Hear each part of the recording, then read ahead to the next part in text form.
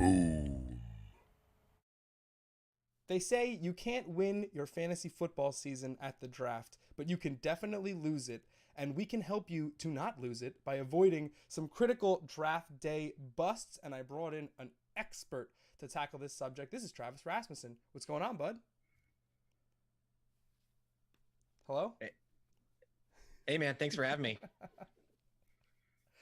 Some weird Travis, audio happened there. he's got a big beard and he's got big takes. And that's why he's here. And we're talking about draft busts. And let's talk about what goes into a draft bust. Because for me, at least, I like to look at the talent around a player as well as the potency of the team overall. How's the team going to do? What kind of stuff do you look for? A lot of it for me is just ADP, and it's essentially, looking at ADP and seeing who is getting hyped up more and who's getting hyped up more and who is being drafted higher than I think they're going to finish. And so that's pretty much how I define a bust. So let's go position by position or the major positions and just trying to find out who are we really not feeling this year. And what do you feel about a quarterback? That's the most important position. We can wait around, but who do you think is on your no-go list this season? I feel like I'm just going to be repeating everything that everybody's heard 1,000 times, but I had to go Deshaun Watson here, man. And it's largely because he's being drafted as the number 2 quarterback. Number 2.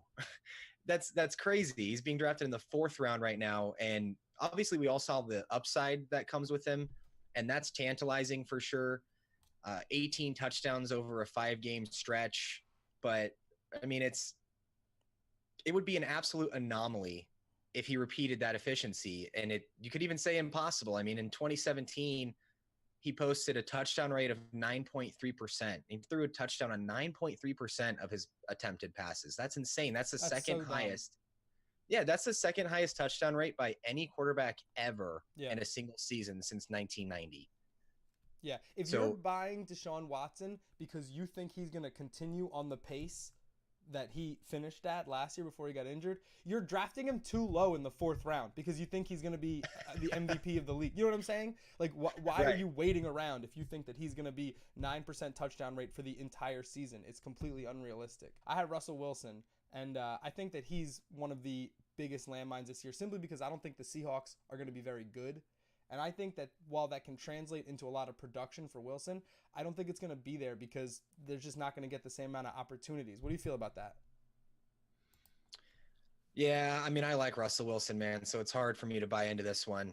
I think that he is just so talented, man. He's so good, and he's going to make it happen, I think. But he definitely could have some regression this year. That's within the range of possible outcomes for sure. Yeah, I don't see 30 passing touchdowns. I think the rushing production could be there because he'll be running for his life half the game, but I don't see the 30-plus passing touchdown upside that we saw last year. Let's go into running back. And this is a guy that got a ton of hype all throughout the offseason, signed a new contract, new team. Jerick McKinnon going from Minnesota. So my guy's Derrick Henry. Love it. So I've watched a lot of Dion Lewis and a lot of Derrick Henry, and I've watched them next to each other, back to back, over and over throughout the preseason. And it's just night and day with these two guys for me, man. Derrick Henry's being drafted as the 21st running back off the board in the 4th round right now, and he's being drafted a full round ahead of Dion Lewis in PPR leagues, man. That's the criminal insane. part. Yeah, it's going to seem like a hot take, but I think Dion Lewis scores more fantasy points in PPR than Derrick Henry does. Yeah, get hot. Let's go. Hot close. Takes. We love it. I think the most critical stat of the entire NFL fantasy football season, the determining make or break for everyone's season, is how many times Dion Lewis gets tackled at the 1-yard line. It's critical. It's critical. It will swing so many games. It will swing leagues. It will transfer millions, maybe billions of dollars. Dion Lewis getting tackled 3-yard line or inside because then he takes his helmet off and Derrick Henry bangs it in. There's no good reason you would give Dion Lewis the ball inside the 5. Except he's a good runner. He's a great runner inside the 5. That's oh, God. Let me get your wide receiver to avoid in redraft. That's what we're talking about. Biggest bust. So mine's Michael Crabtree. And Michael Crabtree's the wide receiver 30 off the board right now in the 6th round. And first of all, we're just assuming that he's going to be the wide receiver one on the Ravens. We don't know that that's going to happen for sure. But even if we do assume John that, Brown? I mean, if you look at the numbers from the past several seasons with the Ravens, the wide receiver one on the team has only averaged 17.37% of the team's targets. And so without getting too into the super detailed numbers, there's just not enough volume for the wide receiver one on the Ravens for him to beat that wide receiver 30 ADP. My wide receiver pick is Juju Smith-Schuster because Fortnite has never done more for one player's draft stock. I have no desire to draft him in the 5th round. In that round, I'm not looking for someone who is the hard third option on a fantasy team. I don't care how good the Steelers offense is. It's not good enough to make the third option worthy of that high price. It's just the price. He's just so fun to watch, though. And he is super talented, and he's proven that he's the real deal as far as talent goes.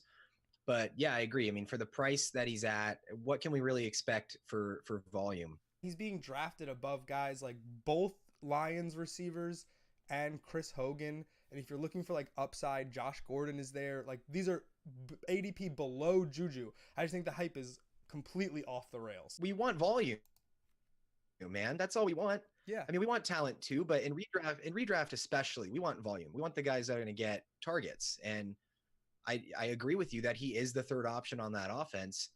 And he's going to be good, but that just limits his upside. That limits his ceiling. You asked me Juju Smith-Schuster or Amari Cooper, and it's Amari Cooper 3 times. I'll take Cooper too. 3 times.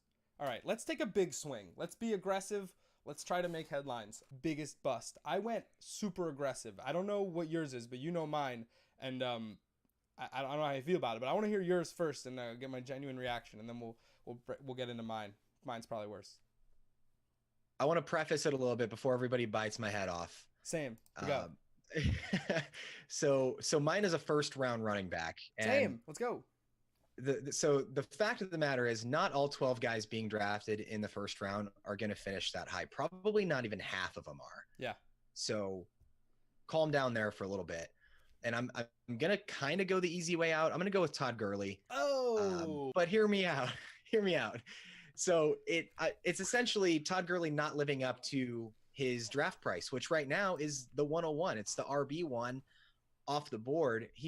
I will say, I think he's practically guaranteed to be a top 12 running back. But if he finished as running back 8, 9, 10, 11, people are going to be pissed. I think he's going to be good. I think he's going to be a top 10 running back. But if he's 6, 7, 8, I think people are going to be disappointed. And I think that qualifies as a bust.